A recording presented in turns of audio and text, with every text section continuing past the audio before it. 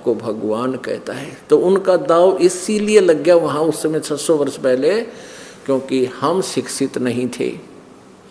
अब हम शिक्षित हैं और देवनागरी लिपि हम बहुत अच्छी तरह समझते हैं। संस्कृत भाषा भी देवनागरी लिपि में है, शब्दकोश हमारे पास है, तत्व ज्ञान हमारे पास है, हम आराम से इन वेदों का अनुवाद कर सकते हैं। लेकिन इससे पहले परमात्मा ने दया करी है कि इन्हीं के द्वारा यथार्थ ज्ञान अनुवाद करवा दिया कुछ एक श्लोकों में, नहीं तो ये इनको मालिक ने इनकी बुद्धि ऑफ कर दी और ये सच्चाई लिख गए। नहीं तो इन्होंने बहुत अड़ंगा कर रखा वेदों के अनुवाद में, जहाँ परमात्मा प्रत्यक्ष लिखा हुआ है कि वो सह शरीर है, वो मानव सदृश शरीर है, उसका पता नहीं क्यों का क्यों अड़ंगा कर दिया। क्योंकि अनुवादकर्ताओं के मस्तिष्क में दानंद छपा हुआ था, दानंद का सत्यार्थ प्रकाश छपा हुआ था कि परमात्मा निराकार है, और वेद साकार बता रहे हैं, फिर भी वो तोते वाली रट लगा रहे हैं परमात्मा निराकार है, वेद निराकार बताते हैं, दानंद निराकार बताता है।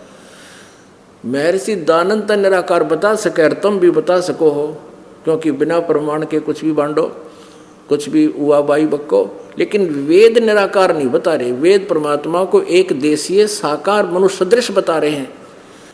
ऋग्वेद मंडल नंबर 9 सूक्त नंबर 82 मंत्र 1 में, 2 में और 3 में स्पष्ट किया है।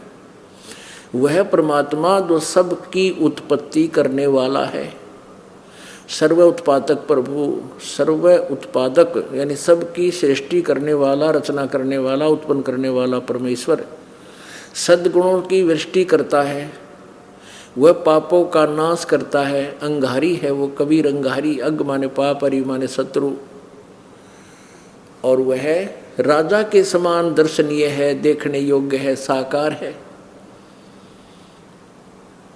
और वो परमात्मा बिजली जैसी गति से, अति गतिशील पदार्थ के समान वहाँ से चलकर श्रेष्ठ पुरुष को, जो दृढ़ भक्त होता है, उसको मिलते हैं। और किस उद्देश्य से मिलते हैं? उनको ज्ञान देता है।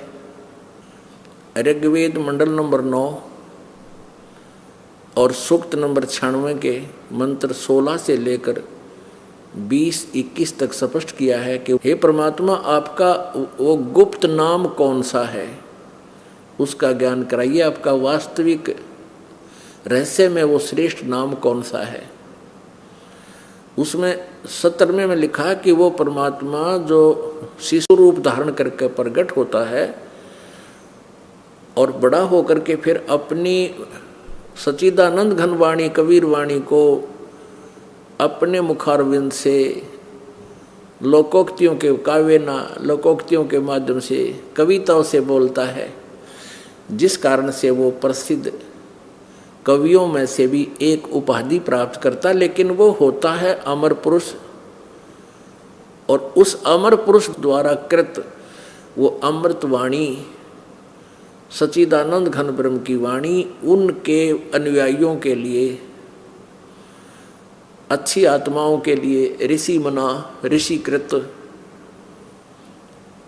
सवर्षा यानी बहुत आनंददायक होती है, उनको बहुत प्यारी लगती है मालिक की वाणी, सच्चिदानंद घन ब्रह्म की वाणी। और वो परमात्मा तीसरे धाम में विराजमान है, तृतीयम धाम विराजम, वो तीसरे धाम में सतलोक में विराजमान है। और वो परमात्मा वहाँ से जब आता है, एक सुंदर अच्छे वस्त्र धारण करके, जैसे व्यक्ति आता है मनुष्य की तरह सुंदर वस्त्र धारण करके, जो अन्य वस्त्र यानी अन्य चोला, अन्य शरीर मनुष्य जैसा धारण करके प्रकट होता है। अपनात्माओं,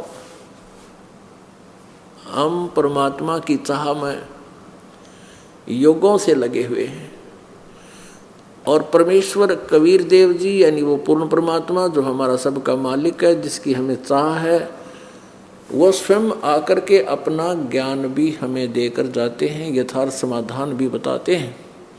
परंतु इस काल भगवान ब्रह्म के द्वारा भ्रमित ये अज्ञानी ऋषि महर्षि ये संख्या में बहुत होते हैं। जिस कारण से हम उस परमेश्वर द्वारा दिए गए ज्ञान को पहचान नहीं पाए। अब उस परमेश्वर ने हम पर रजा बख्शी है। इस कलयुग में या बिचली पीढ़ी में आप जी को मनुष्य जन्म दिया है। पुण्यात्माओं, इस मनुष्य जीवन की कति आवश्यकता नहीं। यदि हम इसमें भक्ति नहीं करते, सत साधना हमें प्राप्त नहीं होती, पूर्ण गुरु नहीं मिलते, तो यूजलेस है ये मनुष्य जीवन। इसमें केवल पाप पाप इकट्ठे होते, शुभ नहीं बन पाता। अन्य जो प्राणियों का जीवन है उसमें वो केवल अपना कर्म भोग रहे होते हैं, और हम अपने कर्म भोग के साथ हम अपने कर्म भविष्य के बना भी रहे हैं। संचित कर्म भी हमारे हो रहे हैं, क्रियमान कर्म हमारे हो रहे हैं जो संचित कर्मों में ऐड होंगे। और अन्य प्राणी अपने केवल संचित कर्मों से प्रारब्ध प्राप्त करके भोग रहे हैं। और मनुष्य जीवन में हम जो क्रियवान कर्म जो कर रहे हैं, इनका अकाउंट बनता है और हमारे संचित कर्मों में ये जुड़ते हैं। तो मनुष्य जीवन, यदि हमें सतभक्ति नहीं है तो मनुष्य जन्म की कति आवश्यकता नहीं है। पुण्यात्माओं, हम ज्ञानहीन हैं, तत्व ज्ञानहीन हैं। भले ही मानव ने कंप्यूटर बना लिए, आकाश में विमान भी छोड़ दिए, पर परमात्मा की महिमा को वो 0.01 भी नहीं समझ सकते और ना समझ सके। ठीक है, हमने चाहिए बहुत बड़े उपकरण नजर आते हैं, परंतु इस मनुष्य जीवन का यूं काम नहीं है। अब पृथ्वी, इतने मनुष्यों के लिए पृथ्वी कोई छोटी कोई ना, और यहाँ पर किसी वस्तु का अभाव नहीं है। हमारे अंदर एक ऐसी बीमारी पैदा कर रखी है काल ने कि हम थोड़े में सब्र नहीं कर सकते। 3 लोक से तरपतना ही ये मन भोगी खसिया। और परमात्मा आकर हमें समझाते हैं कि तुम थोड़े में यानी इच्छाओं को कम करके जीना सीखो। वो इसलिए स्वयं एक जीवन जनसाधारण का अपने हाथों कर्म करके निर्वाह करके दिखाते हैं, एक एग्जाम्पल कोड करते हैं, एक उदाहरण देकर जाते हैं कि तुम ऐसे रहो। तुम सारा जीवन बर्बाद कर रहे हो मनुष्य जीवन को। कोठी बना ली, प्लाट ले लिया, कोठी बना ली, ऊपर बना ली, 4थी मंजिल बना ली, 6ठी बना ली, और फिर कभी मृत्यु हो जा, फिर वहाँ उसी गली में धक्के खाता बने, कुत्ता बन कर धक्के खा रहा है। तो हमें ये याद दिलाते हैं, इस काल ने तुम्हारी बुद्धि भ्रष्ट कर रखी है। तुम्हारी बुद्धि की जो प्रेरणा है, जो तुम्हारी एनर्जी है, वो गलत स्थान पर व्यर्थ करवा रहा है, वेस्ट करवा रहा है। आप जी को केवल 2 रोटी चाहिए, 2 समय का आहार चाहिए, मालिक देगा। परमात्मा कहते हैं घर तक 3.5 हाथ गणाता 4.25, और कह कबीर अधिका गहे ताको नहीं विचार। अपना जो शरीर मनुष्य का 3.5 हाथ की लंबाई का होता, चाहे माप के देख लियो, छोटा हो चाहे बड़ा हो। अपने ये हाथ इतना बोला जाता है, ये 3.5 हाथ की लंबाई का आपका शरीर है। तो परमात्मा कहते हैं आप चाहे पलंग पर सो लो, चाहे पृथ्वी पर, चाहे तख्त पर, आपको सोने के लिए 1 हाथ तक चौड़ाई अपनी, इससे ज़्यादा नहीं होता किसी का, अपने हाथ की, और 3.5 हाथ की लंबाई। गरते 3.5 हाथ और गणा 4.25, इससे आगे की आवश्यकता नहीं। कहने का भाव ये है कि एक कमरा, रसोई, लेटरिन, बाथरूम, बरंडा आपको सफिशिएंट है, और ऊपर बना ले उसका गणा कर 1 कमरा बस। लेकिन हम बेसब्रे हो गए, हमने तो पूरी कोठी चाहिए, पूरा लान चाहिए उसमें, और फिर उसके लिए क्या चाहिए, 2 नंबर का काम चाहिए, और 2 नंबर के धंधे तो वो पाप इकट्ठे होंगे, वह कोठी यहीं रह जाएगी। और फिर वो जो जिससे रिश्वत ले लेकर और बेमतलब से कोई झूठ कपट करके मिलावट करके जो पैसा इकट्ठा किया है, वो तो यहीं रह जाएगा। उसका प्रतिफल उसने भोगना पड़ेगा। किसी का बैल बनेगा और उसका कड़ में लठ मारेगा जिसके पहले पैसे ले रखे हैं, और उसको बैल बनाकर जोतेगा और उससे पूरे अपना पैसा इकट्ठा करेगा। वो पूरा करेगा अपना पिछला। ऐसे ही तो परमात्मा हमें ये याद दिलाना चाहते हैं कि तुम अपने पैर पर आपको आड़ा मार रहे हो। आप जी ने केवल इतना ही जान रखा है कि मेरा मनुष्य जीवन इसलिए हुआ है, ब्याह होएगा, बच्चे होंगे, फिर मैं बढ़िया कोठी बनाऊंगा, कार लूँगा, बड़ी पोस्ट प्राप्त करूंगा या अच्छा बिजनेस करूंगा। ये कोई काम है इस मनुष्य जीवन का? जब आपके ये मोतियाबिंद समाप्त हो जाएगा, ऑपरेशन हो जाएगा इस अज्ञान का, आप देखना परमात्मा की ये वाणी आपके हृदय में जगह बना जाएगी। सर्व सोने की लंका होती रावण से रणधीरम, एक पलक में राज बिराजी जम के पड़े जंजीरम। भक्ति बिना क्या होते हैं ये भरम रहा संसारे, रति कंचन पाया नहीं रावण चलती बार। सर्व सोने की लंका होती रावण से रणधीरम, एक पलक में राज बिराजी जम के पड़े जंजीरम। भक्ति बिना क्या होते हैं ये भरम रहा संसारे, रति कंचन पाया नहीं रावण चलती बार। ओह, सर्व सोने की लंका थी, किसा को बद्दी था करके भक्ति सिद्धि प्राप्त रिद्धि प्राप्त करके, और सोने की लंका जैसे हम गारा की ईंट पका के और मकान बनाते हैं, वो सोने की ईंट बना के, छोटी छोटी ईंटें होती थी पहले, और उनसे सोने ही की वो गारा बना के और महल बनवा रखे थे उसने।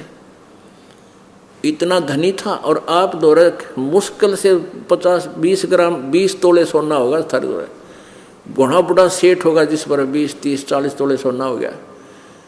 कहते वो रति नहीं लेके गए, ग्राम भी नहीं ले जा सका, तुम कहाँ ले जा सकोगे और के किला तोड़ दोगे 40 तोले सोने में। ये तो खाम खागा सर दर्द है। सोना तो घर में बना रखना चाहिए आपने, और ना इसको पहनना चाहिए। क्या फायदा कान में डाल लिया, कान आँख नाक में डाल लिया, 36 पंगे कड़े बना लिए। परमात्मा ने इतना सुंदर शरीर दे रखे, इस पर आडंबर करने की कतई जरूरत नहीं। इसे भगवान रुष्ट होता है। भगवान की भक्ति करे, चाहे किसा भी शरीर है, काला है, गोरा है, जैसा भी मालिक ने दिया है, इसमें हम परमात्मा पा सकते हैं।